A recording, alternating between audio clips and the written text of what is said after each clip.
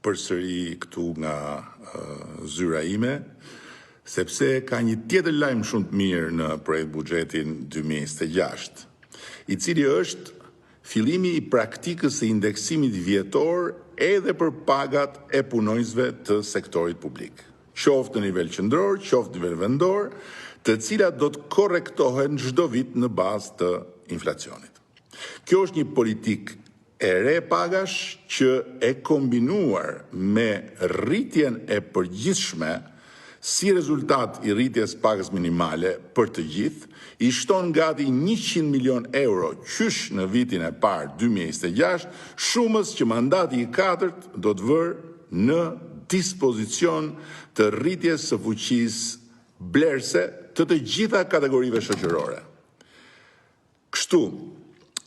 konkretisht,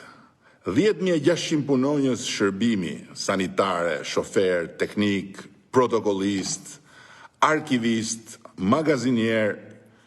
do të përfitojnë nga rritja e pagës minimale me 10.000 lek të reja në muaj. Për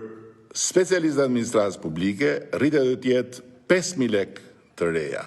Mësuesit do të përfitojnë pagë 3.000 lek të reja më shumë në muaj. Për herë të parë në sektorin e shëndetësisë, përveç indeksimit vjetor, do të fillojë dhe llogaritja e vjetërsisë në punë, që do të thotë si mesatare për mjekët e përgjithshëm nga